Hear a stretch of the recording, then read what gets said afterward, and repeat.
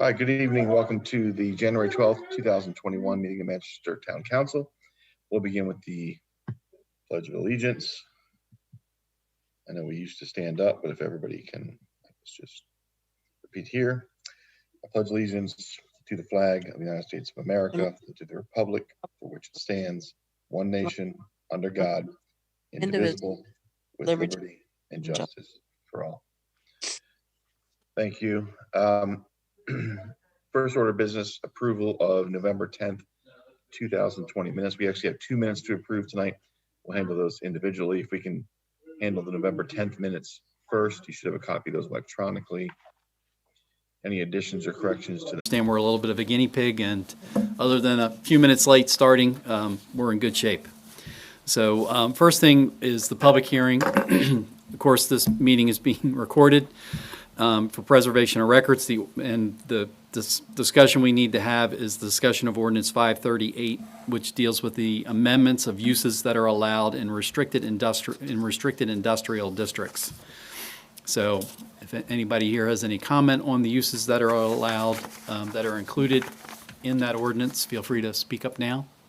I can't imagine we're going to have any comment. Just let the team know that I have a comment related to this. On Wayne, you'll be impressed.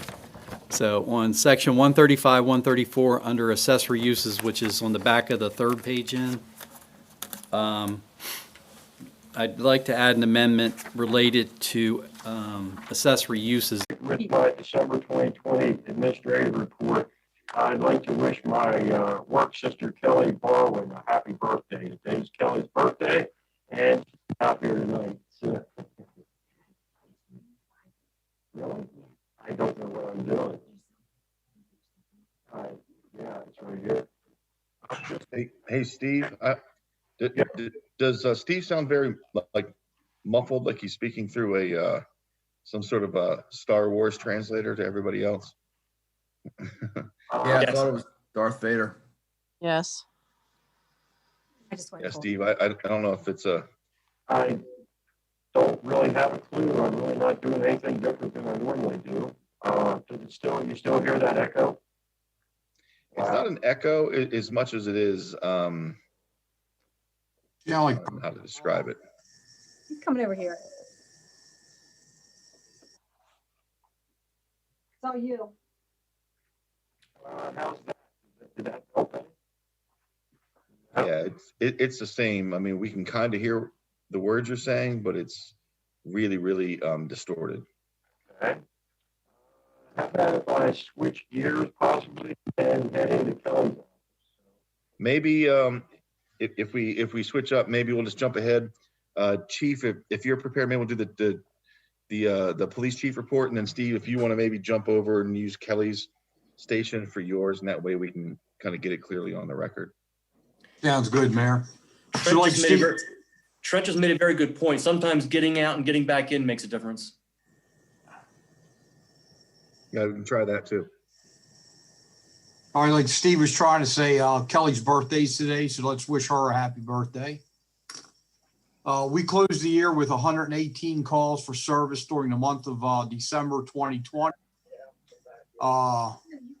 We did investigate 3 Part 1 crimes, 2 thefts, 1 burglary. We were able to clear all 3 with arrest. We ended the year with 1,460 calls for service in comparison to 1,253 in 2019. That doesn't include like phone complaints and walk-ins and things like that. Traffic enforcement is continuing. We're still having a speeding and stop sign violation issue throughout town. The officers are still issuing an abundance of warnings and citations. For the year, we issued 1,100. The positive news is we only investigated 11 Part 1 crimes for the year. All were minor thefts with the 2 burglaries in comparison to 13 in 2019. So we have a continued downward trend. The biggest crime was simple assaults and domestics. That was 23 in comparison to 21 in 2019. Some real good news is we only arrested and charged 38 adults and 6 juveniles in comparison to 92 last year. You always like to see those arrest numbers go down. The total number of overdoses, it's not a big decrease, but it is a decrease. It's a 1.8% decrease. They ended the year with 426 in comparison to 434 last year. Fatalities went down by 18% from 55 to 45. And the towns ended the year with Manchester having 2, Hampstead jumped up to 14, Sykesville 4, Tawnytown 31, Mount Airy 13, Westminster 159. But all in all, it's been quiet. I think it's been quiet throughout the county. So the crime's definitely heading in the right direction. That's about it, Mayor. It's pretty much short and sweet. Any questions for the chief or comments? Chief, the only thing I've been hearing some positive feedback for sure, is that as, let's say, more people are getting back to work and more to a regular schedule. I know it's a dribble rather than a wave. I am hearing some things about folks starting to cut through Whispering Valley again. Yes, sir. So we can keep an eye on that. But Yes, sir. all in all, I think we're doing a great job, and we just got to keep on the things that we're doing that are leading to the positive results.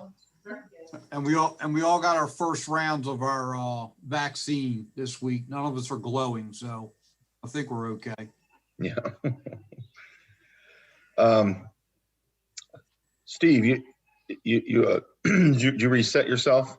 I did. It's a lot better. It's a lot better. Yeah. It's fine. Everybody hear that? All right. All right. So we'll jump back to the town administrator report then.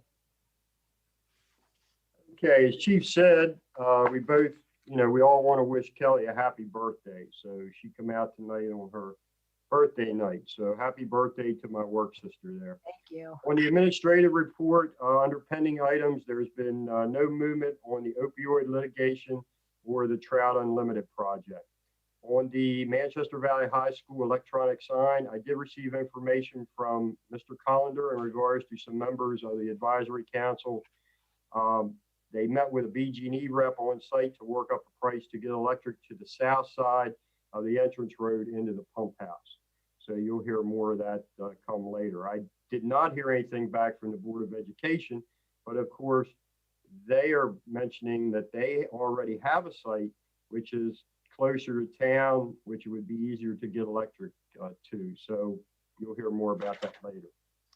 2906 Hanover Pike. I did supply you with a copy of the letter from our town attorney to all the parties involved. It does appear that the most logical thing to do is to pull this property out of the current water sewer master plan. This is going to be done during the county spring amendment process, and we've already started the process on that. The lease agreement with AT&T Mobility and at the York Street water tank, that is currently under review. We have a meeting with our town attorney on Thursday about that. The property at 3215 Long Lane, I did contact a realtor appraiser in regards to the sale of this property. We need to conduct a final walkthrough, and the sale of this property can move forward. So we're moving ahead on that. Also, so you don't forget, we have a lot of things coming up, but I would like to get a meeting scheduled to discuss our personnel policy update. Under code enforcement, you were all supplied the monthly code enforcement update. Under miscellaneous items, I believe you've all received a fiscal year 22 budget work session schedule, and staff has been looking closely at the town's current fee structures within the different categories. So that's something we'll talk about during our work sessions. And also, staff has started some preliminary work on this year's election. Under COVID-19 and CARES funding, Manchester was notified on December 29th that the deadline for the expenditures of the CARES funding was extended until 12/31 of 21. All purchases and payroll adjustments were completed by the original 12/30/20 deadline. And due to the priority of the projects, another list is being comprised of safety equipment for our employees. On your agenda, you will see a budget amendment that will need to be taken care of tonight in regards to the CARES funding that we did receive.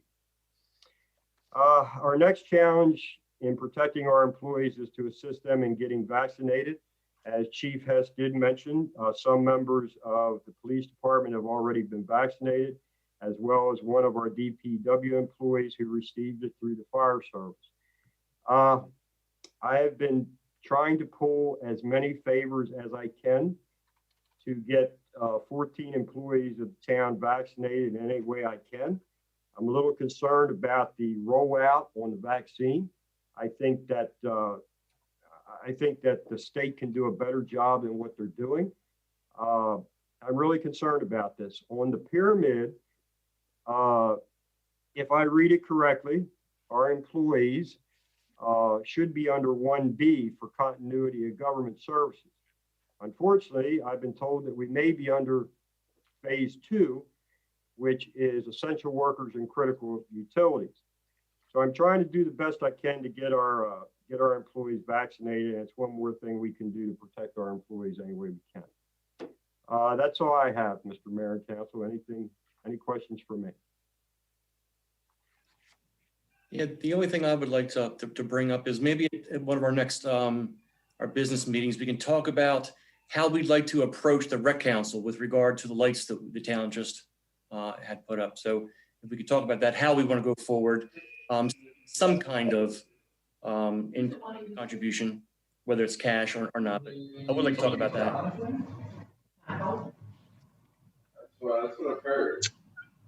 Yeah, Councilman Water, we can definitely talk about that. I did, when I say meet, I'm going to say did a walkthrough with the new president, Andy Kyler, over at the field after I talked to Councilwoman Howe, and we talked about things. So I'm working with him. He's really going to put together the schedule, but just talking about things that there were some things. I mean, I don't know that he even had a full understanding of what belonged to the town, what belonged to the Lions Club, what was used for what. But Andy Collar's a great guy, and I think that he'll be open to coming up with something that's mutually beneficial in terms of here's projects that we would like to see done. Here's how we could work all of this out. So it was a really positive conversation. We just kind of walked the park together for 40 minutes or so. And again, all of it was pretty much new to him. So that'll be forthcoming. That's not off the agenda by any means. Just kind of one of these things where they're no longer holding in-person meetings, just like we're not at this point. So That's good to know. Thank you for the update. And the only reason I bring that up is basically the rec council gets exclusive rights to the park. The Manchester don't really get to use that park for a lot of things. So I think it's only fair that they contribute in some way. Yeah, no, I think that's good. And I talked to Andy about, and by the way, hopefully in February, we can start doing this in person again too. And when we all get back to a little bit more of a sense of normal, he was happy to come in and talk to us and sit down. So I think there'll be movement on that, as we progress here in 2021. On the election front, I know we haven't talked about this. Steve brought it up. Our goal at this point is to hold what would be a fairly normal election. I know it's in May, and we're in January right now, and then we'll mitigate and we'll create measures as needed at that point. But our idea is to not necessarily revamp the entire way we're doing our election. So hopefully everybody's on board with that. All right. Any other questions for Steve on the administrative side? All right. Turn things over to Rodney for Public Works. Good evening. Can you hear me okay? Ooh, can you hear me okay? Yep, they're here. Okay. Hey, happy birthday, Kelly. Thank you. Okay. Please see the monthly water and wastewater data report for December 2020. And if you have any questions, I'll be glad to entertain any that you have. Snow and ice events. We had one snow event, as the mayor mentioned, for December 2020. That was Wednesday, December 16th through to December 17th and a little bit after, actually. DPW, we're continuing to work in a safe manner during the COVID-19 pandemic, utilizing PPE, social distancing, reporting to work at different locations to keep our grouping small.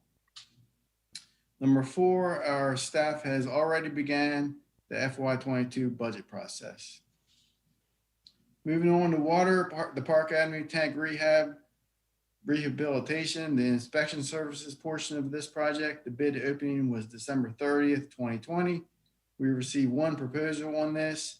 This is an action item coming up shortly. This is a spring 2021 project. The Walnut Street well and spring house electrical repairs and interior repairs. We're at 50% complete on this. The electrical work is an outside contractor, Eastern Sales and Engineering, and the interior work and other repairs is on our staff, the town staff. Also, with water, the town teamed up with Stanballs Incorporated to replace a leaking water main valve at 2913 Hanover Pike. That's about in front of Vince's Seafood, right in the roadway there, along to the east side. For wastewater, the wastewater treatment plant E&R upgrade and optional expansion preliminary engineer report, testing and evaluation continues. The PER final report is scheduled for spring of 2021. Also for our emergency standby generators, we're in the process of preventive maintenance right now. We have 15 in all. That's actually water and wastewater. Some control water and wastewater, some control only water, some control only wastewater. This is a service and reliability check. We're at 80% complete and town staff is handling this. Also, our town mowing equipment and vehicles, we're doing maintenance on those as well. This is a service reliability check and safety check, and we're at 80% complete on those as well. And our town staff are also handling this. I have 1 action item for you tonight. It's the Park Avenue Tank Rehab Project inspection services portion. We received 1 proposal on this. GMB George Miles and Buer LLC at a lump sum of $34,300. And I do need to share that I put in the preliminary RFP that we pay for what they do. The $34,300 is an upset limit, worst case scenario lump sum price. So again, I put in there that we pay for what they do. And as an example, for the asphalt project, I did the same thing, and it came in about a little over half of what they proposed. So I expect the same thing with this. This price includes inspection services with proper certifications to do so, payment request review, shop drawing, potential change order review, submittal review, daily inspection reports, any technical assistance that we may require, and also a 2-year anniversary comprehensive inspection report. So with that being said, I'd like to request the mayor and town council's approval to award this project to the lowest responsible bidder, GMB LLC, in the amount of $34,300. And this is within the remaining budget for this project.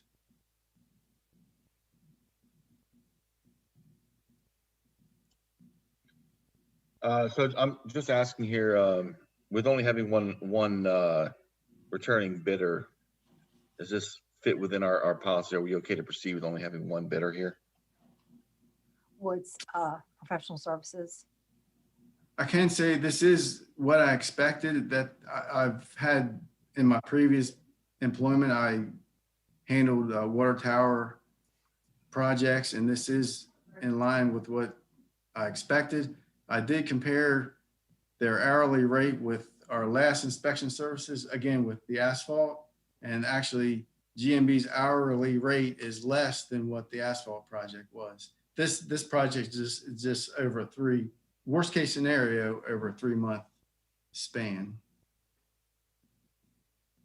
I have a quick question. The budgeted amount was something, if I remember correctly, $157,000. That's what's remaining after we awarded the rehab project. Okay, 'cause the way I interpret it is we had budgeted 157,000 and then the bid came in at 34,000. Is that accurate? Actually, we budgeted, I don't have the number in front of me. We budgeted like 320 some thousand. And the rehab project came in at 189, I believe. I was just curious as to how we came up with the 157 estimate and then the bid came in. That's all. Okay, well, actually, the painting project came in a lot lower than what we expected. The total project. Yeah, cost- well, that's why we have. Okay, let me back up a minute. Councilperson Pacelli, we had a budgeted figure budgeted to paint the tank, which included the inspection services. So the paint portion of that budgeted amount come in lower than what we thought. Mhm. So with that lower number comes out the inspection services. So this is what we have left, if I'm looking at it correctly, from the entire budget, 157,500. That's fantastic. Yeah. So I just, right, when we originally bid this, or not bid it out, but when we projected the cost was very high to paint these water tanks. And that's the reason why, that number is so Okay. far off. Yeah. I was just curious because usually when we estimate stuff, we're very close to what the bids come in. And this time it was like a huge discrepancy. I'm just That's curious. correct. Yep, you're Thank absolutely you. right. And to tell you the truth, contractors are hungry right now. So bids are coming in very well. If we can get the work done, get it done. Yes. Very good. Thank you.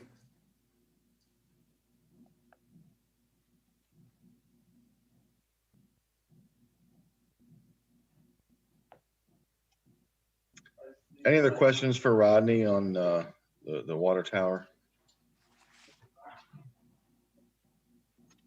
Rodney, I'm sorry, I was taking some notes. What was the exact amount, please?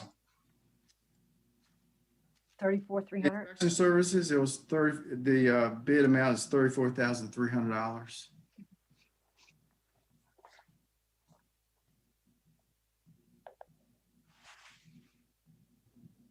Okay, then I'll make a motion that we award the asphalt project to GNB LLC in the amount of $34,300.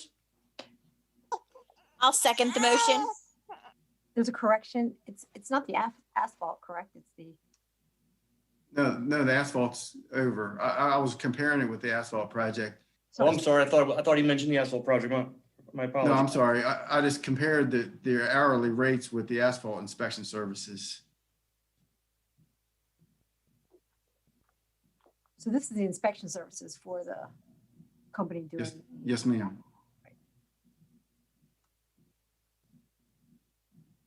So it's the inspection services for the asphalt project. No, it's the inspection services for the tank rehab project. Right.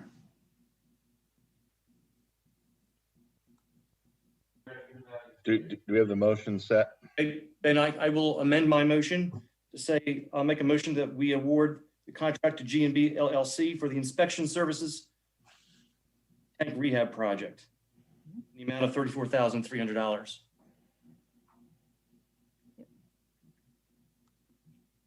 I'll Did I second get that. that wrong, or did I get that wrong again? Nope, you're good. I will second that. All right, sounds like we're good.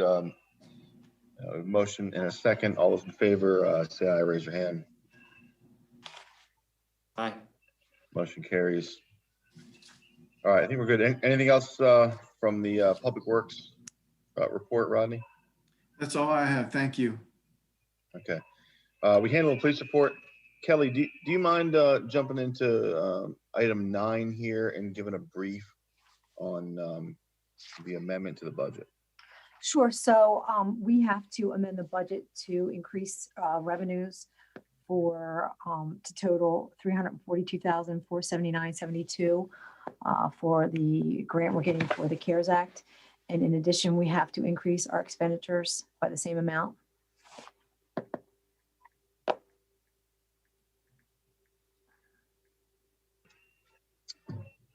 Okay.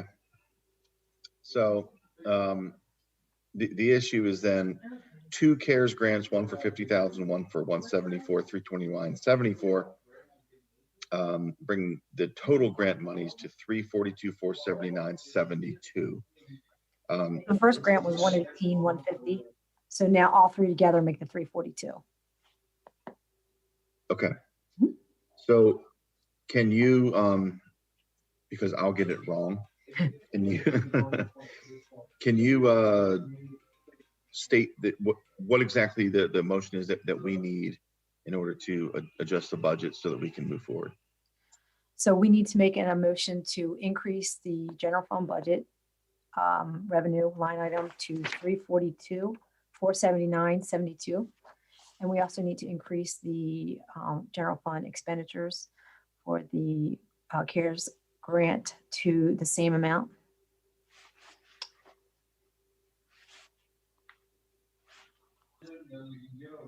So if that makes sense to everybody, I think I understand, Kelly. Thank you for doing that.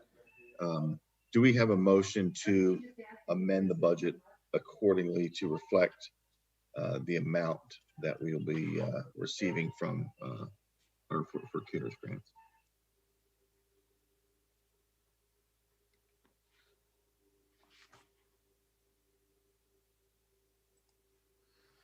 I will make a motion that we amend the budget to reflect what we have received in the CARES fund.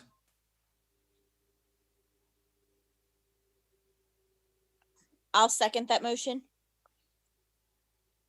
Okay, motion is second. Is there any other discussion or comments from anyone? Hearing none, do we have a motion to approve? All those in favor say aye, raise your hand.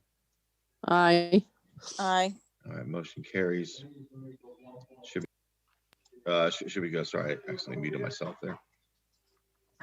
Anything else on that? So I think the next item on the agenda here is discussion of Libya annexation. I know we have a number of folks here from Libya, so I'm open to how we proceed here. You know, whether somebody here from the town or council would like to open and make some remarks, or I know that we received a letter. I do have the letter here that received. I think everybody received either a copy or electronically. Hopefully received this and are able to review from Woodhaven. If it makes sense to have Woodhaven or the representation present or summarize some of that, and I think that would probably make sense first. But I'm open to that, and Mr. McCarron is our representation. Maybe it makes sense for you to at least preface the conversation with anything that you may have, and then we'll go from there. Sure. Thank you. Good evening, everybody. Essentially, this is on the agenda tonight for either a discussion or a possible vote. Either one. I think that the options to the council, if the council were inclined to vote tonight, would be to either vote to reject the annexation, vote to approve it as it is without conditions, or to approve it with conditions, that would of course have to be acceptable to the petitioner and memorialized in an annexation agreement. Otherwise, the council could tonight continue to discuss the matter, provide guidance to town staff, including myself, as to what, if any, conditions the town council might consider with an approval, and then send staff and me to have discussion with Mr. Webb and his clients to see if something could be finalized and put into a final draft annexation and resolution, of course, for the town council's final consideration at next month's meeting. So those are kind of the options that the town council has.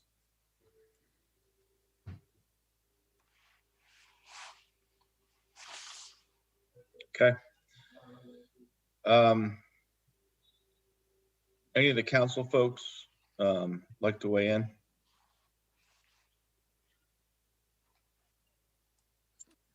As I said the last meeting, this is very new to me.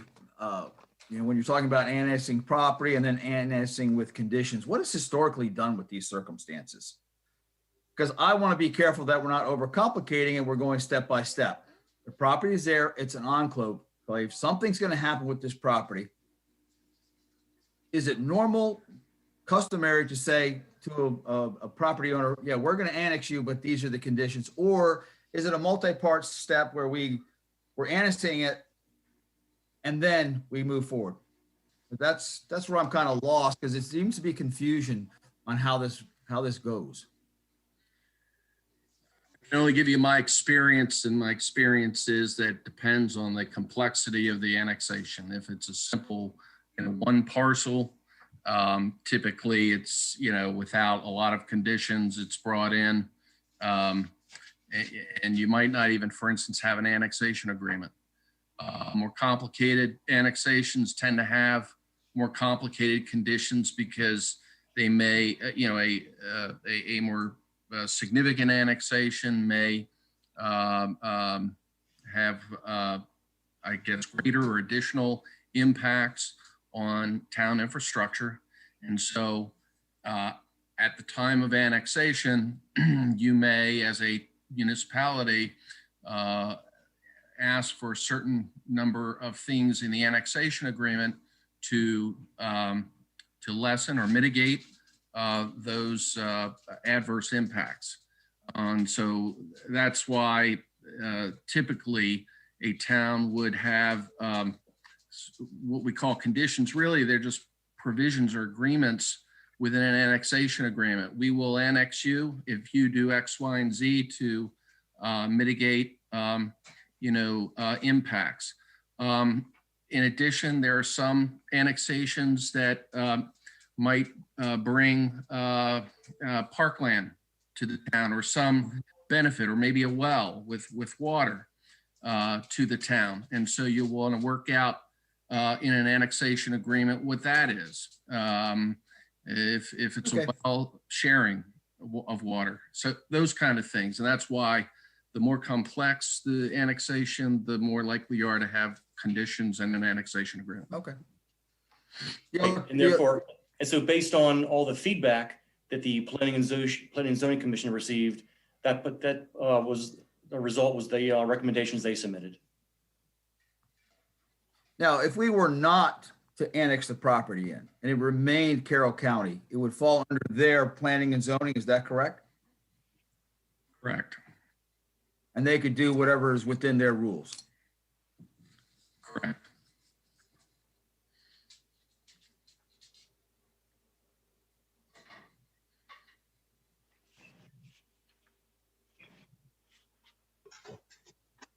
Yeah, Vince, I think, and I can only speak to my experience, and a couple of us have been around, for a while, and I'm not a subject matter expert in terms of having a legal degree or being a developer or anything, but each one of these is sort of, in my experience, separate, and we do the best that we can on each one of them in terms of, our client is the town.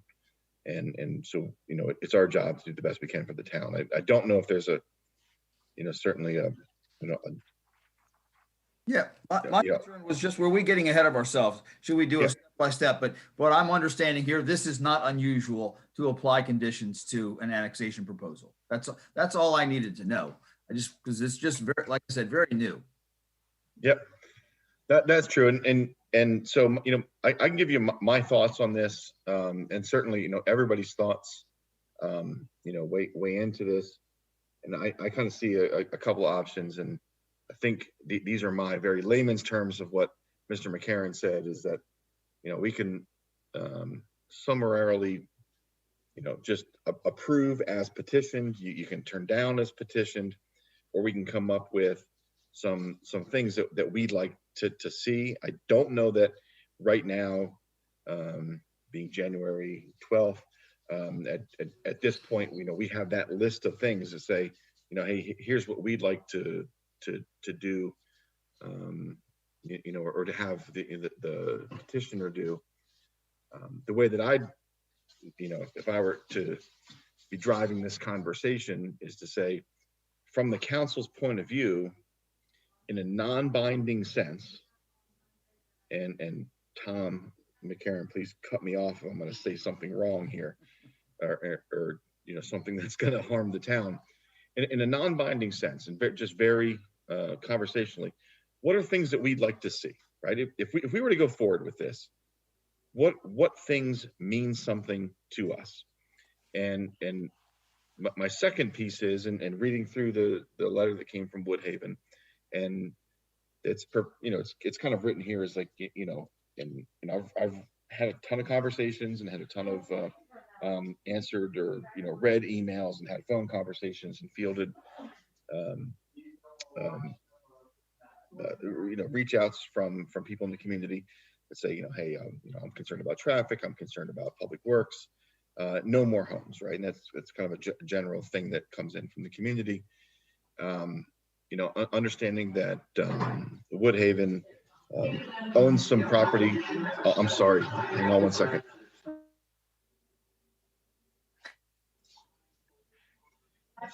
You guys able to hear me? I'm sorry. The reality of doing these things from home here. Somebody turned something on, and it was louder than one. Is that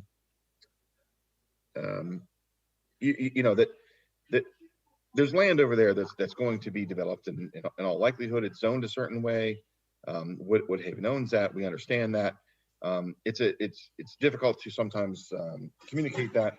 So what are the two options we're looking at? We're looking at, kind of doing things. If we sit on our hands and do nothing, it's these three parcels, and they kind of go this way that equates to X number of homes, or we work with the petitioner, and then what's the result of that. So the way that it's proposed in the letter that we have is we're really talking about a difference of 7 homes, and I don't want to get too far down a rabbit hole tonight of arguing whether it's 7 homes or 10 homes or 8 homes, what the difference is, but it's probably something around there. I would assume. I'll rely on our expert to kind of tell us at some point what that really is. But assuming that it's something in there, right? It's, something around there. If we're to move forward with this, what are the things that we would like to bring to the table as a town in order to talk about moving forward? Or are you guys just not interested at all? And the difference of 7 or 10 or whatever that number is means nothing to the town. And so that's where I would like to drive the conversation. But again, everybody here is entitled to their own opinion, and ultimately I don't have a vote. So with that, I'll open up to the council and see if anybody has anything to say.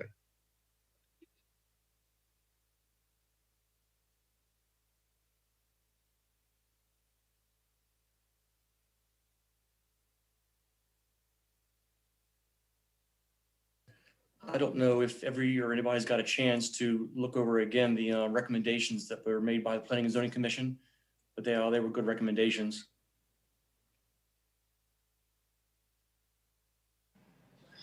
Is it my understanding that the planning and zoning, after speaking to Alex Perricone and hearing the information from the planning and zoning, they were not in favor? Or am I incorrect on that? The vote among the Planning and Zoning Commission was to not approve the annexation, but in their recommendation, they say, should the mayor and council decide to approve the annexation, then they recommend certain conditions. And Dale, those recommendations, correct me if I'm wrong, they did encompass the recommendations from the county and from like State Highway and all of the outside organizations that were able to weigh in, correct? That's correct. They take all the feedback they received into consideration when they made their recommendations. Okay, that's what I thought I remember, but I wanted to double check and make sure. And Dale, one other thing, and refresh my memory because this has been going on for a while. I apologize. Excuse me.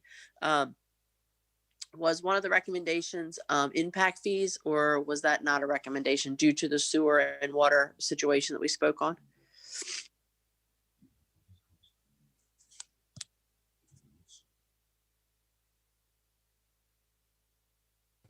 I have those recommendations. Would it be appropriate for me to share my screen Mr. McCarron? Sure. I don't see an issue. You may have to get permission from Kelly because she's the host. Yeah, Kelly, you'll need to make him a co-host.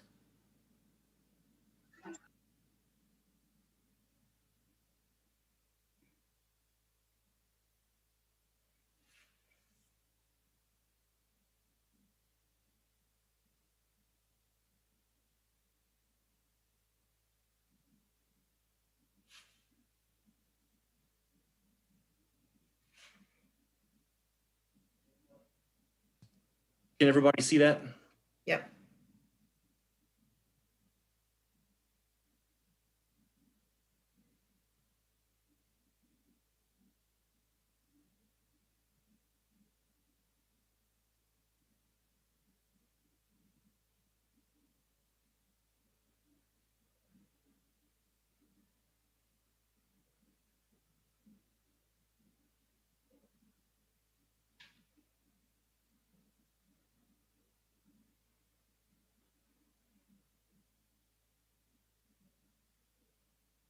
Move it up.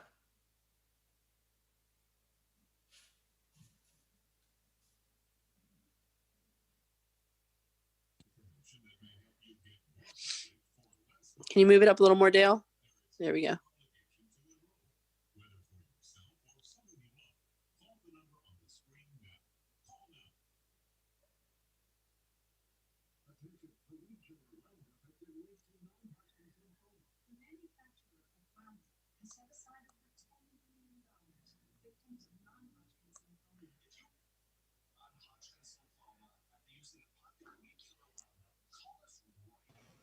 Is everybody okay with that?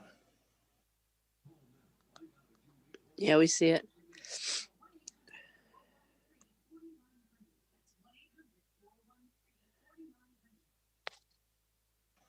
So again, those are the recommendations made by the Planning and Zoning Commission. And as Mr. McCarron summarized earlier, I guess our options are to either approve the annexation, deny the annexation, or approve the annexation with some number of conditions. Well, I think to expand on that, Councilman Wilder, like, I don't know if we're prepared tonight to approve with conditions. It would probably be appropriate, unless I'm saying something out of line here, to get to a table. I think we discussed this a couple meetings ago, and I know everything's been kind of strange. We had the holidays, and obviously we're all separated from COVID and all that sort of thing, and say, like, you know, what, given those recommendations, there's a couple bullet points in there. How would we rank those as a group? What's acceptable to the petitioner, and kind of get to the table, and that is there a cross section between what's meaningful to us and then what's acceptable to the petitioner in terms of finding some common ground, if there's a way to move forward, and if there's not, there's not. You know, but if, you know, if there is there a win-win situation here, given that if we just do nothing, you know, the number 80% of what would happen if we were to annex is going to happen, you know, anyway, and then much of it outside of our control. So I'm not advocating, you know, for that. I'm just saying, does that process make more sense than simply doing a thumbs up or thumbs down?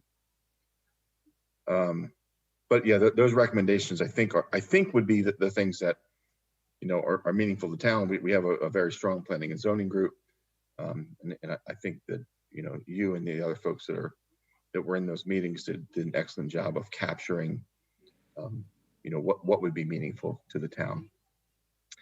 If there's not an objection, I'd like to allow somebody from Woodhaven or whoever the representation would be to you know, at least address the group, and then we can kind of take it from there as would be warranted. Ryan, can I ask Yes. a question, please? Sure, of course. Mr. McCarron, isn't this, and maybe I totally understand, but if you approve with conditions, do those conditions have to be stated at the time of that approval, or do they go into that resolution and get worked out later? How does it I work? think you have to state what the conditions are Exactly. in the motion that you approve. And then, of course, after the approval, the developer, and usually you stick a time frame within which they can accept or reject. Okay. Thank you. I actually have a follow-up question for Mr. McCarron. Again, at the risk of saying something like I shouldn't say, but let's just say that it was one of the things on the list that Councilman Water shared was aligning the road with Maple Grove, and of course I'm using shorthand there to say that, but that may or may not be possible, right? So if let's say that we address that as number one on our list, that like, hey, if we're going to move forward with this, the biggest thing we'd like to see is aligning the road at Maple Grove, and then therefore that would become a condition. We may not know if that's possible or not based on environmental or other the state is going to be involved, logistical concerns. How does that work in terms of how far down the timing goes or the planning with something along those lines? Well,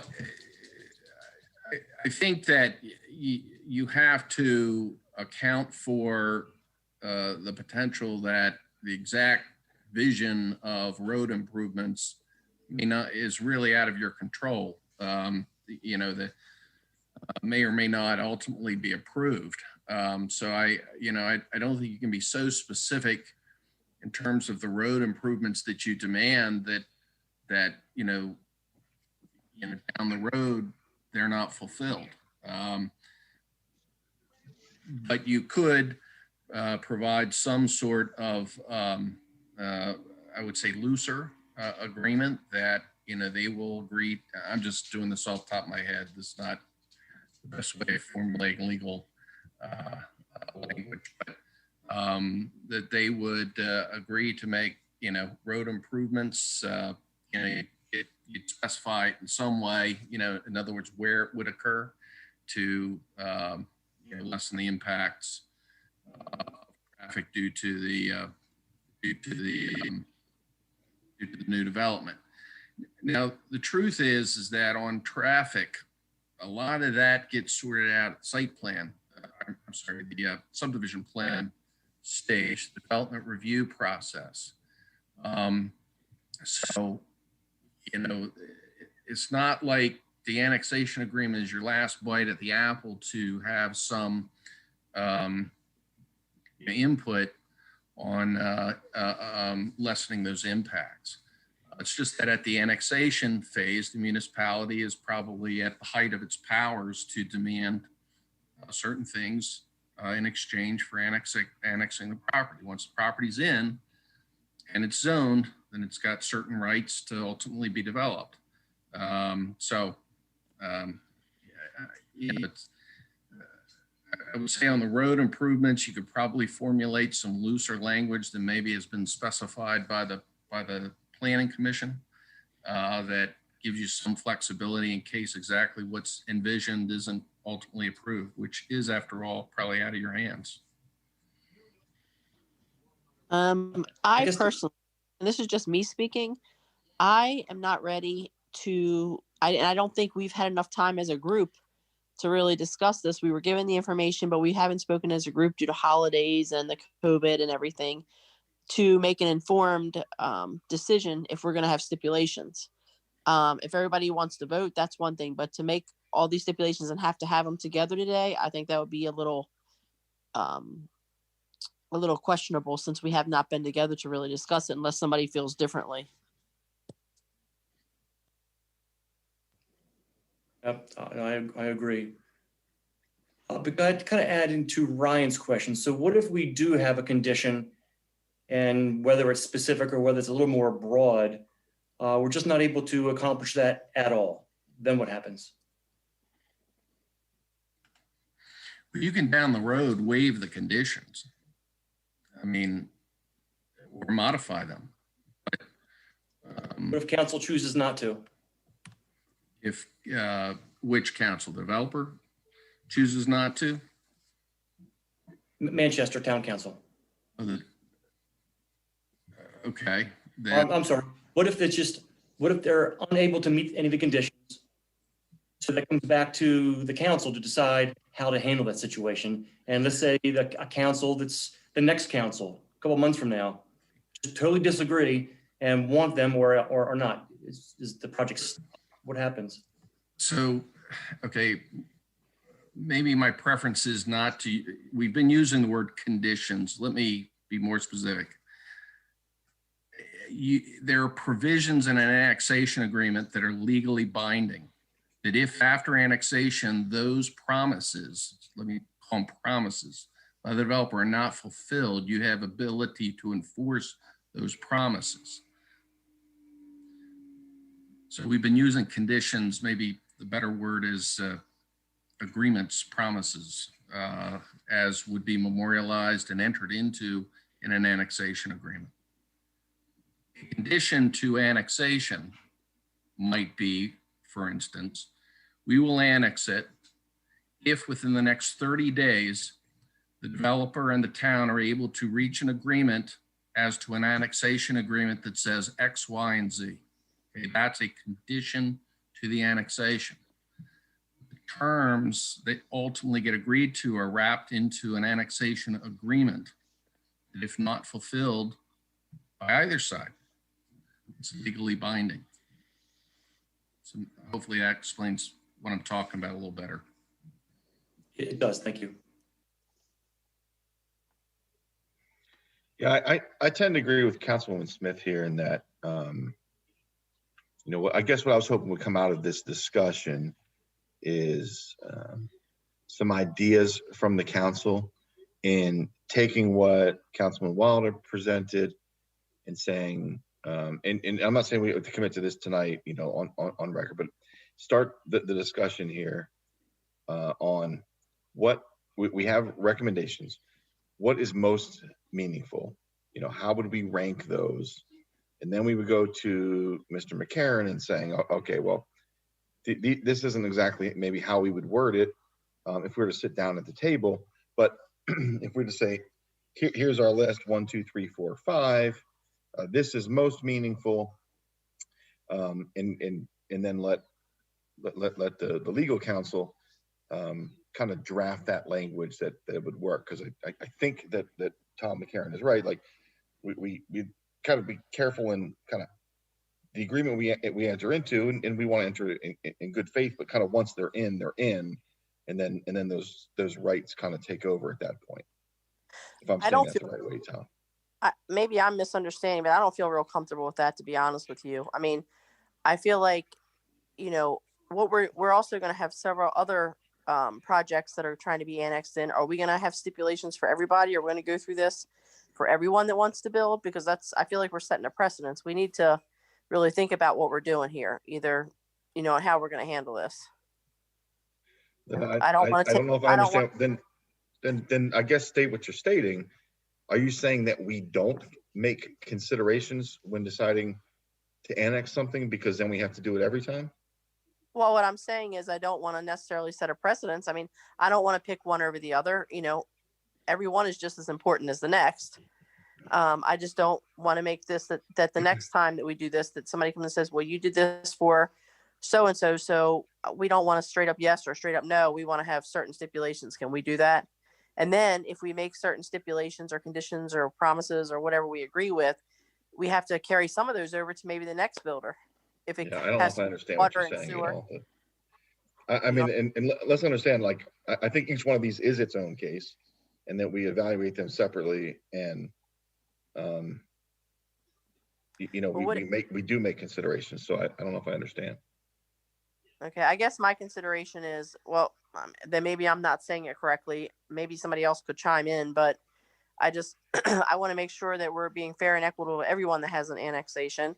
One thing, and I'm not saying we aren't or we won't, I just want to be sure. And the other thing is, like, for example, if one of the things in there was talking about the water and sewer that we saw in Dale's from the planning and zoning. So if we do it for one, are we automatically going to make that a condition for the next person, or how are we handling this? If we're going to have, I don't know, if they're building 40 some houses, let's just say, and somebody else is building 30 some and somebody else is building 20 some, just for numbers, are we going to do that for everybody? You know, if there's an issue with financials that we have to handle the water and sewer? I don't know if I even understand that question. So are you, to clarify, are you saying that if we decide X amount of dollars per unit for the water, wastewater, I'm going to say impact, that's not the right word, that it would apply just to this one or to the next couple as well for consistency purposes? Is that what you mean, Melinda? Right. What I'm saying is we couldn't just charge this annexation per se, a certain amount for, I don't use the word impact fees. I don't know what you would call them. And then the next builder comes in and we say, oh no, we're not going to charge them impact fees, or they don't agree. How do we handle that? Because if it's going to be a water and sewer issue, from what I was quoted, I believe they said there was a large amount to have that taken care of. It wouldn't be fair to put it all on one builder. You know what I mean? I don't, yeah, You don't understand what I'm saying? I could be way off base here, but I think we're jumping all over the place. Impact fees are the impact fees. They're stated in our code. Every home that gets built has an impact fee. So we're not separately negotiating different impact fees for different builders. It doesn't even make sense to even talk about it. Okay. Maybe impact fee is not the right word, but Dale, explain to me then, maybe I'm misunderstanding. One of the things in there says the sewer and water is going to have to be upgraded. What kind of fee? How are we going to figure that out? Who pays what per house? I think what we're getting at is we have limits on water and sewer. Those limits are a little bit nebulous, but they're out there and they're somewhat defined. Anything that's already within that's already planned and within the town is already counted against that. So this discussion really has nothing to do with that. So I'm making numbers up here. So please, nobody quote me. I don't know if anybody's in the paper, don't quote me on this. Let's just say it's 25. I don't know what the number is. Those 25 are already in the numbers. So therefore they're already in there. I think that the discussion is there's some portion that's in the county. And if they stay in the county, well, they're really, built right over here at the end of the street, towards Route 30, across the street from the high school, and they'll have wells. So they're taking water anyway. It's just not coming out of our water system. And they'll have a septic. It's just not going into our sewer system. That's X number of houses. I'll make it up and say it's 10. I don't know if it's the right number. And then if we annex, there'll be an increase over what's already in the town and what would be in the county of, let's say, 7 to 10. I know that Woodhaven said 7. I don't know that that's the auditable number, but it's probably fairly close. So I think, I don't mean this to be argumentative, and I'm not arguing on their behalf for sure. But to say that if this annex goes through, we have to upgrade the sewer system might be a bit of an exaggeration. Can I jump in a minute? Please. Melinda, I know I've only ever been around for one annexation. I don't even know how long it was before the Black Farm was annexed that we had something annexed. But when Mr. Hill had his property, the Black Farm, annexed in, there were conditions with the annexation that he had agreed to, such as lining up Lineborough Road with Halley Avenue. And there were things that we kind of felt were important for that to be done. That's the kind of things that we put in. We wouldn't be charging him any different connection fees that we do anybody else. They're all the same across the board. There may be, I'm sorry, go ahead. No, go ahead. I'm sorry. I thought you were finished. No, I am. Go ahead. I was just saying it wasn't like the connection fees. That's what wasn't what I was talking about. My concern was that we've heard so much about the water and the sewer, and maybe Steve Miller could chime in on this about the cost and that type of thing. That's what my concern is. And it's not just on this project. I mean, in general, on the annexations that are coming through. Okay. Well, the water and sewer is calculated for all the properties that are in town, whether they're built upon or not. So the numbers for that portion, which was Old Town, and that a half of that parcel or a piece of parcel that is within town are figured in our water sewer master plan. They're calculated at a certain capacity by the acre. So that portion is accounted for. The only portion that wouldn't be accounted for is the piece that we're annexing in. But if we're gonna spread 40 homes on all of that, we're probably very close to what we've been calculating in our master plan. Right, Steve? That is correct. So Councilperson Smith, if these additional homes would have an impact on, let's say, the pump station, where the pump station at that location would have to be upgraded, it would be up to the developer to, pay for the cost for the upgrade. So those are the things that I think you're speaking about. And, each development, stands on its own merits, and each development has different scenarios within its own property there. So did that answer your question? Yes, that's what I was speaking on, because that's what we had talked about before, how much it would cost to upgrade and that type of thing. Right, that is correct. They were questions that we all had last time, and I don't think anybody clarified, so that's why I was asking. If I may, at the appropriate time, make a statement, please. Yeah, unless anyone has an objection, Marty Hackett, yeah, if you'd like to jump in, that'll be good. Thank you, Mr. Mayor and Town Council. Martin Hackett with CLSI out of Westminster on behalf of the applicant. We obviously the goal here is to get annexation, and I know there's several of you that are new to the process, and we understand that. It's very common to have annexation agreements on projects, and they can be from very simple to complex. So we're familiar with that. What we'd like to do is obviously the goal is to get annexed, and if it's annexed with conditions, promises, or whatever you want to call them, we'd like to try to sit down and go over that and work that out prior to any vote to get this in a positive way. The thing is, that's unique here is obviously there's the piece in the county that's zoned R10,000 currently, that we're requesting it actually a down zone to R20, because we look at what density we've talked about throughout the years. And this goes back to 2014, and I don't want to belabor the history, but we've come in front of the Planning Commission conceptually with sketches and layouts and all that.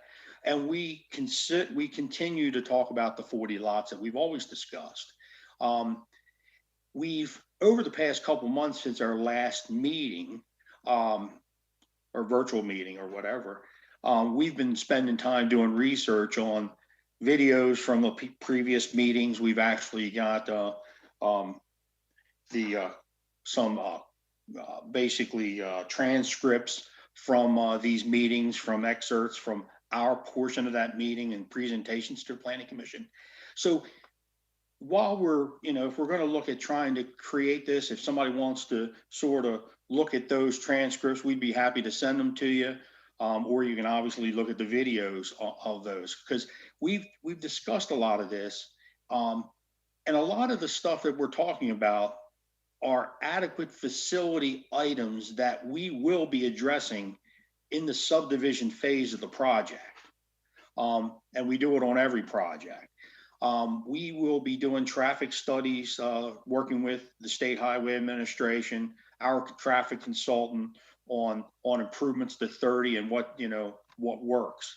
And we don't know to that detail what that is. And so the specifics are, if we can't meet a criteria that's being imposed, we'd have to discuss it, and that won't be discussed until sometime at a later date. But at that point in time, we will be working with the Planning Commission through the subdivision process. My point being, we understand the conditions, and we prefer to work with the town and have them in control of the entire project, instead of a piece that is two pieces that are in town and one's out of town, and the project goes forward, and I'm dealing with two different planning commissions, two different entities, and I think it's a lot cleaner. Because we're gonna have sewer line extensions that are gonna go from the portion that's in town now on the Libby farm. That's gonna go through a county portion of property if it's not annexed, down through Old Town to the pump station, the outfall, which means there's gonna be a segment of sewer that's gonna run into these areas that are gonna be proposed with well and septics if they stay in the county. And we're still looking at about 7 lots. It could it be 8 lots or whatever, but it's that kind of number. And we're willing, we can show you the sketches. We can send sketches that what our general idea is on layouts, lots of open space. We work with the neighbors. We have, if you read May 2016, the transcript at the end, we worked with this one surrounding neighbor. It said that they were definitely in favor of that particular layout because we preserved a lot of environmental areas and so on. So with that, I mean, if the town is inclined to promote or go forward with trying to do some conditions and stuff like that, we'd like to have that dialogue to get there so we can all get to this the point where everybody's satisfied on moving forward in a positive way. And if any of Mr. Hill would like to make comments on that, I'm here for any questions.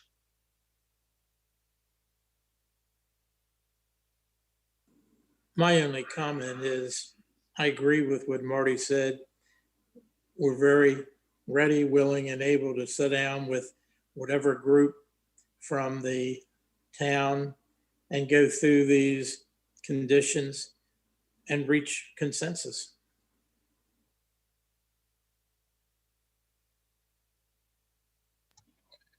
So I'm just speaking, for me here, and I'd like to hear from everybody. My feeling is that it makes sense to sit down. I think Mr. Hackett, presented things pretty well, certainly better than I could present them if I was in his seat. But if we do, I think that we sit down, not with the foregone conclusion that we have to agree with something, but in a non-binding manner, right? So I know our obligation as stewards of the town is to listen and to come up with the best decision for the town. If we summarily, I can't speak tonight, decide we're just not doing something without listening or really getting to considerations, then I don't know that we're doing that. One piece of it's planning and zoning. One piece of it is okay, taking those recommendations and kind of seeing where they go, and then the final piece of that is making a decision. So, it's not a perfect thing. Certainly, there are considerations that we have to look out for on the town's behalf. But my feeling is that we come up with a form. I don't know if it's a Zoom like this, or if we can actually get into the same meeting room here pretty soon. But we just sit down and just talk and say, here's what our concerns are, and then we understand where you guys are coming from, and see if we can't find some common ground. And if we can't, then everybody does what they have to do. But if we can, maybe there's a way for this to be a win-win for all parties. So those are my thoughts. But of course, you guys are all a part of this process. So I don't want to speak on your behalf. I think if there's an agreement to take that action, I think we owe it to Woodhaven to do something pretty quickly. This has really been dragging out for a long time.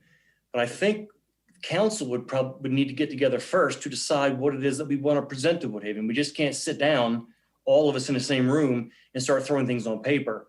So I think we, the council and mayor, have to kind of come up with our ideas first. And then if we decide we want to present those to Woodhaven, do it then. I do think we need to take consideration for what was submitted by Planning and Zoning Commission and any other ideas that any other council members may have. But again, I think we have to have something in hand first before we get to sit down. Yeah, that's procedural, and I don't disagree. I mean, we have a list from Planning and Zoning. That's a good starting point. excuse me, so I'm sorry. So I think we start with that, and then maybe that becomes slightly modified, maybe becomes prioritized to something else that you know, you want to add or subtract. But you know, I think, you know, Dale, you and the group, they really put the time in and made the considerations around the town's resources. So that's a good place to start. You know, now I don't mean we got to sit down blind, but I don't want to put a time limit on this, but at the same time, I think what we heard from Mr. Webb in November, you know, the holidays was kind of a messed up time here, was they would rather get to the right answer than a quick answer. And I'm not saying we delay this, but whatever we have to do to come up with that list and then get to the table to say, here's how we'd like to proceed, then let's just do that.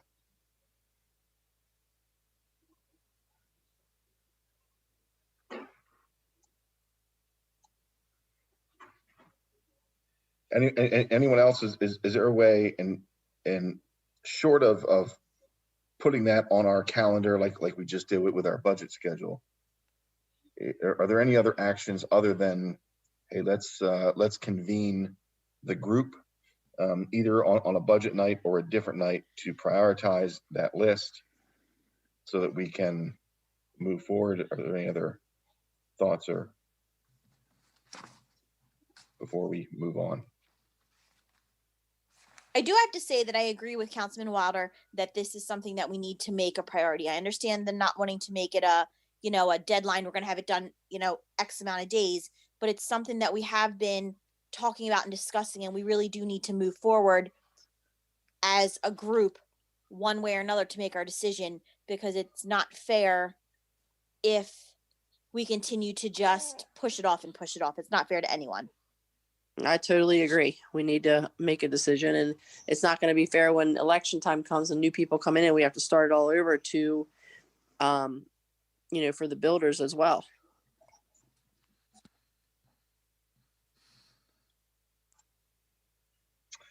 Okay, so what I'm hearing is, Kelly, when is our first budget meeting? January 27th. January 27th is 2 Wednesdays from today, is that right? Or 2 Wednesdays from tomorrow, or 2 Tuesdays, something like that. Can we put that on the agenda for that night? I'm just throwing this out there, and we'll carve out time. Usually our first budget meeting is pretty brief in terms of agenda. We're kind of setting things. So could we split that meeting and then have the council discuss that list? And if so, would that be acceptable to the Woodhaven group in terms of that would be some time that the council would sit down and then they could discuss kind of how to prioritize those things that are out there. Is that If we time decide frame that, work for I'm you sorry, guys? if we decide that, can we start earlier then? I'm fine with starting earlier. I mean, we can talk about the time of day. Yeah, I think we should start at 7, but we can start earlier if it works for people, whatever. And are you thinking that as you discuss this, you're going to prioritize what your conditions or whatever are, and then get back to us at another meeting date? I think, Marty, I think that's how it would go. And when I'm just thinking out loud here, when we prioritize things, right? Like one thing may be worth $1 million or cost $1 million. One thing may cost $10. So our priority list might not wind up, being the same as what things would cost. But, I think that would at least give everyone an opportunity to speak on, do they value, I'm going to say things in jest here, right? Like saving the turtles versus realigning the road, right? So like, Understand. Okay. So I think it would allow folks to kind of, to talk about those things. And then I think, yeah, then we would come back to you. And would the council be interested in perhaps maybe the suggested conditions of the planning commission, if we would review them also more in depth, and if there's something there that we think maybe ought to be worded different, and maybe send those suggestions that you can consider them, because that'll be something that will be on our mind anyway, so we can get them out and you guys can discuss them ahead of time. Because if it's something that works, like Mr. McCarron said, sometimes, you know, you might not be able to define something so specific at this point, but if there's another way to craft the language, that may be beneficial for both. I think that'd be great. So that list, you probably have it. Yeah, we do. Okay, yeah, I'm assuming you do. So yeah, you probably have it, and I assume that would be our starting point, right? So if there's additional information that you guys would like to provide, you know, around maybe how something would work or logistically how this would happen, sure, I think that'd be great. As long as we're moving forward and saying, you know, hey, we're going to give this due diligence in a non-binding manner right now. Okay. And I think as long as everybody's okay with that, you know, we're not committing to anything at this point other than due diligence. Okay. I would like to just be a little cautious using the word prioritization. The annexation agreement is not going to say we want 1 and 2 and we're okay if we don't get 3 and 4. The annexation agreement is going to contain what the council members believe is in the best interest of the town. And at that point, there's no priority. All items are equal. Fair enough. And Councilman Water, I think I meant that in the sense that if there had been 50 things on the list and they all cost $1 million, right? Then if we're going to negotiate in good faith in terms of how to come up with a win-win, they can't all be the same, weighted the same. But I do understand your point. Would there be any, is there any thoughts to maybe having, would you consider a smaller group that would want to meet on the stuff? Or did you want to stick with the full council? I suggest the full council. Yeah, my thought right now, Marty, is that, again, all of our meetings when we meet as a group are public. I think for the next meeting, this is, again, we're kind of shooting from the hip here a little bit, is that we meet as a full council. Logistically after that, if we were to kind of sit down and really come up with, say, a work session, maybe it makes sense to carve out a smaller group because it's easier to talk when there's not, you know, how many people we have here, you know, 20 people on the line or something. So, you know, I think a full council, I don't want to limit anybody's voice in this. But I think once we get a little bit more direction from the group, you know, maybe at that point it's appropriate to come up with a smaller group to actually sit down and kind of talk about things across the table, so to speak. Okay. That's okay with everybody else.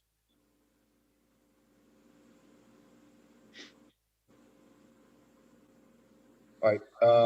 I don't know if we need an official vote on this. By consensus, is everybody okay with this general direction?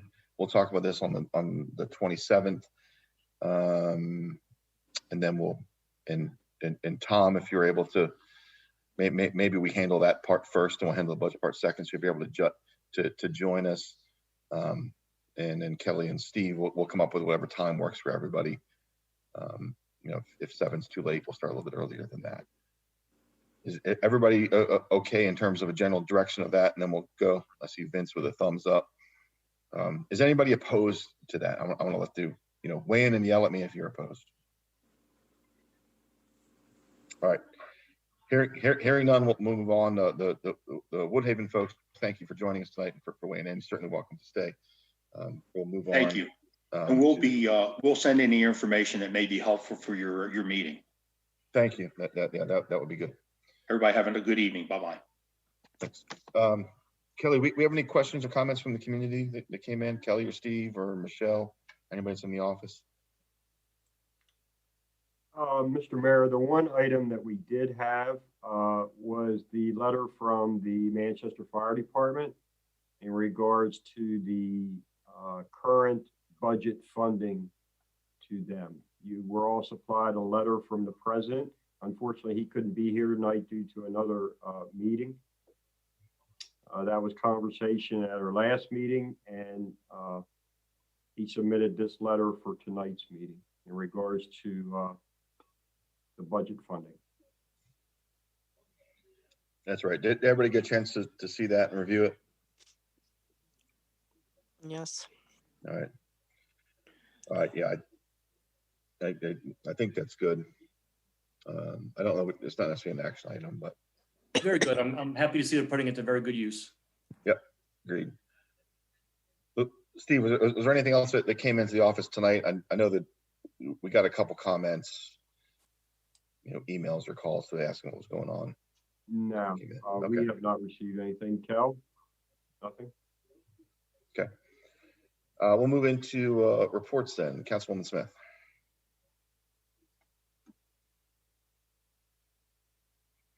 Trying to unmute, sorry. Yeah, you're on mute. You're good. The only thing that I really have from the last meeting is they put out that obviously Comcast was having another rate increase. But really there was nothing else discussed. It was a very short meeting and we'll meet again in February. Okay. Councilwoman Miller. Yeah, she's on. Okay, so what I have to share is that I attended on Zoom the quarterly MML meeting that they had for December, which we need in order to maintain our Banner City Award. I actually Zoomed in from the hospital because the meeting was less than 8 hours after my daughter was born. So she got to attend her very first council obligation, I guess you could say, before she was even 12 hours old.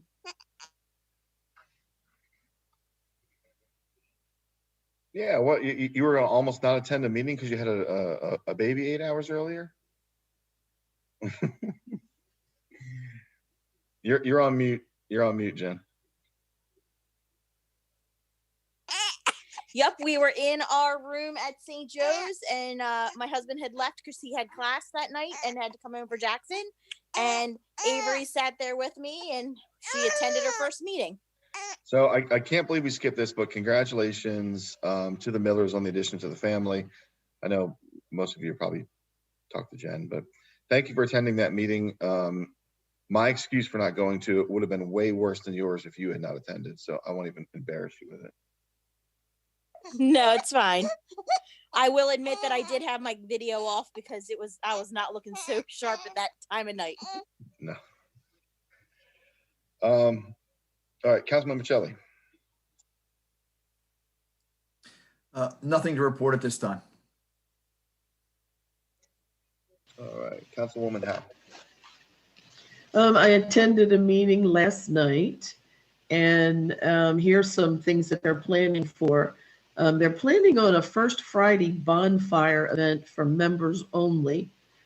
Don't know when it's going to start, but because of COVID. And we are trying to plan a plant swap on May the 21st.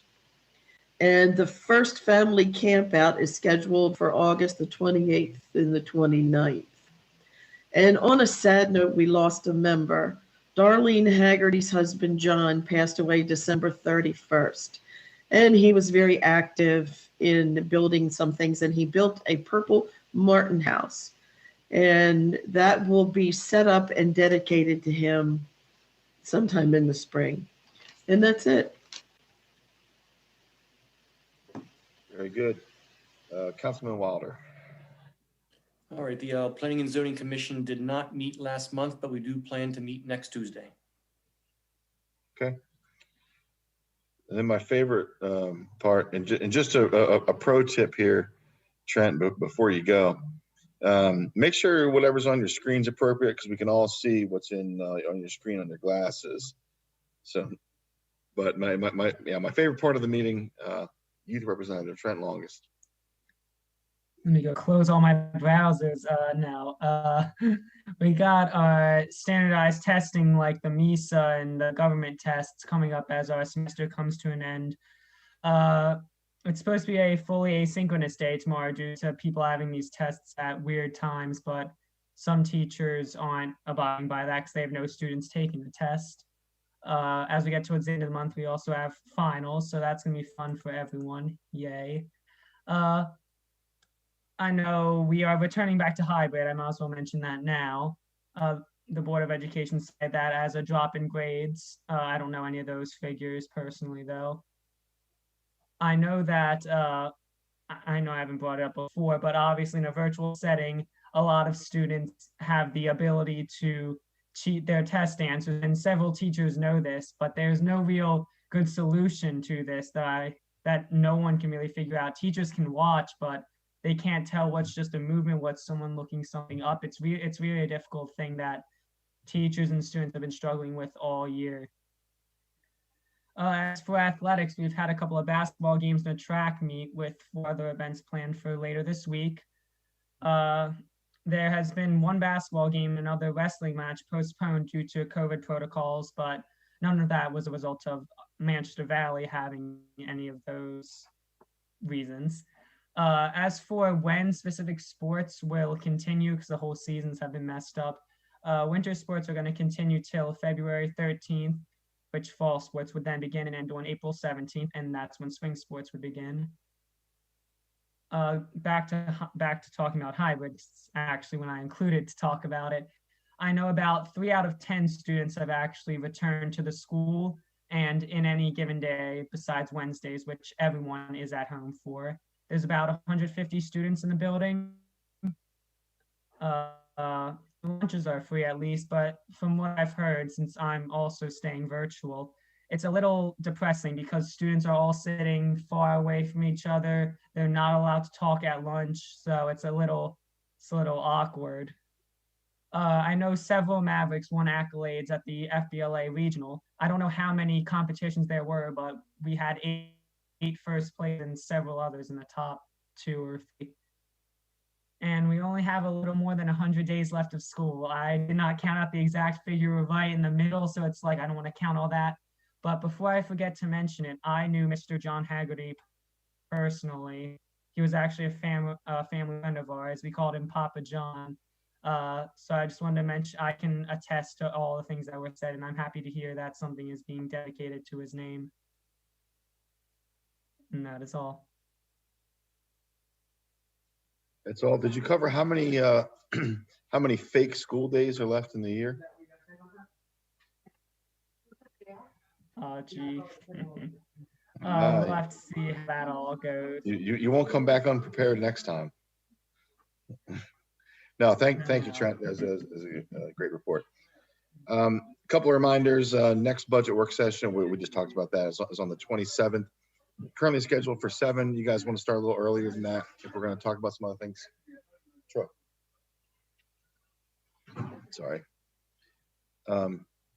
You guys want to go 6:30 if we're going to add something to the agenda?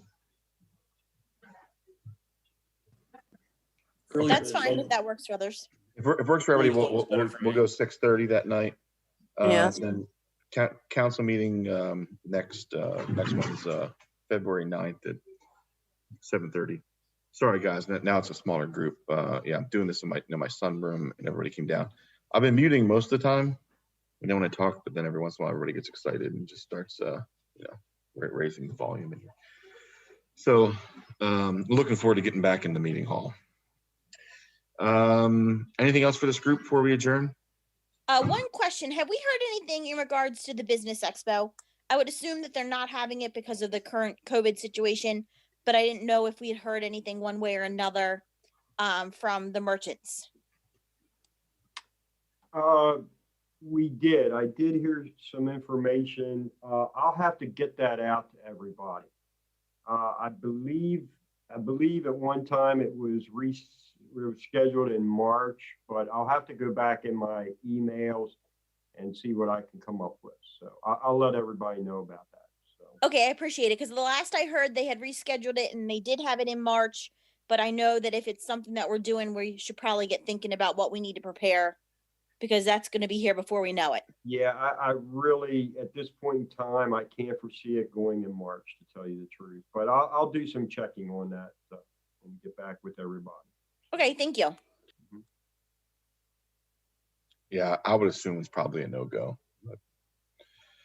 All right, anything else for this group? Anybody have anything? Ryan, I do. Yeah. The issue with the volunteer fire department, and do you want to someone make a motion to go ahead and approve the $30,000 check to them? I don't know that we need a motion. I mean, it's in the budget, and I think what we had asked for before administratively was we wanted something. If we head down the path of because we're not approving an invoice, we're just kind of like approving a letter at that point, unless That's fine. I'm wrong procedurally.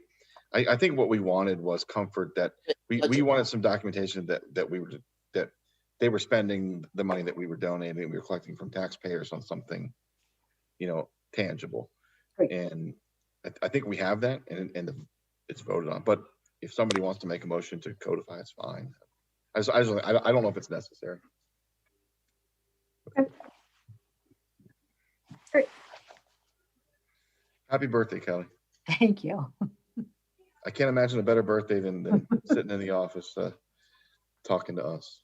I got flowers though. Oh, good. Yeah, I guess that makes it better. All right, anybody else have anything? Who'd you get the flowers from, Kelly? Oh my goodness. Kelly, who'd you get the flowers from? A family that is great family. Okay. Sure. All right, hearing none, entertain a motion to adjourn. I'll make a motion, we adjourn. I'll second it.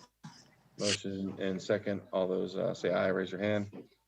Aye. Motion carries. All right, thanks, guys. No, we went a little bit long. Yeah, I guess we did go a little bit long tonight. Talk to you guys on the 27th, if not sooner. Stay safe. Hopefully, if things cool down here a little bit, we can get back in the meeting room in February. Not February, definitely March. All right. Good night. Thank you. See you guys later. Everybody, happy Thanks. birthday, Kelly. Thank you. Happy birthday. Thank you.